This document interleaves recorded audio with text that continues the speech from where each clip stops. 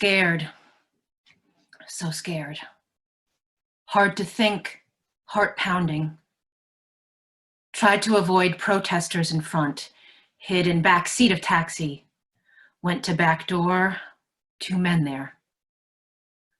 One man grabbed me and slammed me up against a parked van, his face in my face, screaming at me. You killer, you killer, you deserve to die. Stop killing babies, Susan. I struggled, got away from the van by just inches, and then they threw me against it. Screaming, I hit send on the phone and hoped someone would hear. Felt my hip slam into the side of the van, heard another voice. Back door was open. Attackers briefly let go and I ran for it. Feel like I'm still sitting in a frantic dream. Need to gather myself enough to see patience. I need to cry.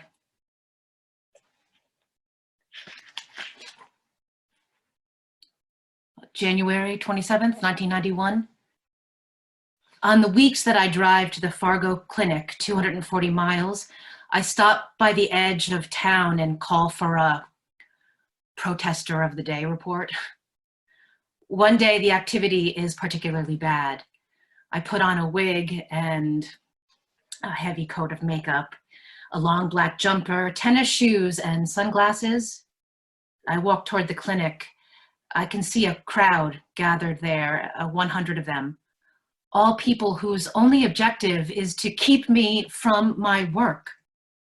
They were there for control of me, control of the women coming to the clinic, control of anyone who believes differently.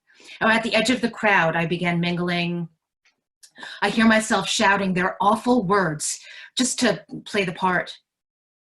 Finally, I'm at the front lines. I take off my sunglasses as I move closer to the guard, silently shouting with my eyes, I'm here, I'm here.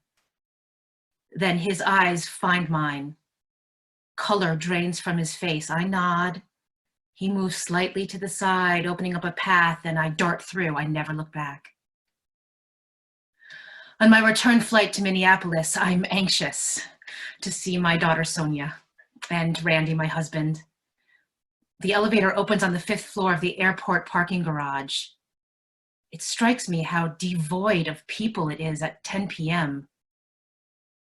I see movement inside a van. It's about 50 feet away. 3 people emerge, 2 men and a woman. Protesters. My first instinct is to turn and flee. They come at me. I feel like prey. They begin with their stream of words. Susan, you have to stop killing babies. They speak my name as if they know me. My body feels hot. They've come 300 miles to meet me in a dark parking lot. I look into their faces, 2 feet away. How dare you, I scream. How dare you? How dare you? You go to my home? You terrorize my daughter? How dare you? Words are my only weapon, my only power. They stop. I reach my car. I throw my pack inside. I want to vomit.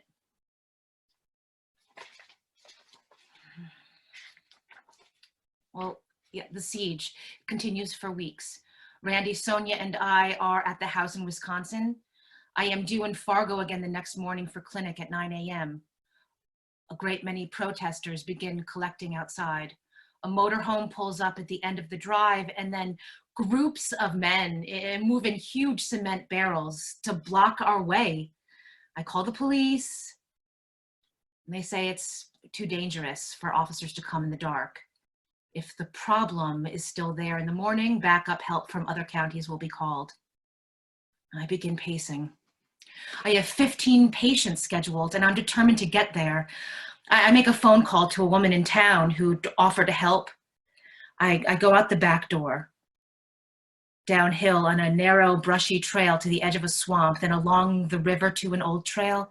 Step by step, I make my way. Please, please, just let me make it to the dirt road.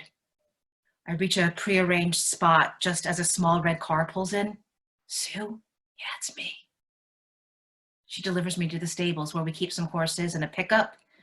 I take the pickup and reach the clinic before dawn, and I park in the back. Out front, the protesters are gathering already, jubilant. They're obviously in touch with the group at my house. The protesters jeer at the guards. "No clinic today!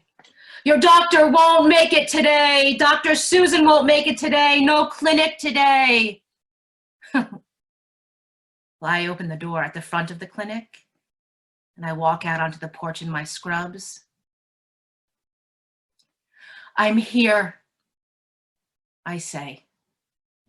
"I'm here, and there will be clinic today."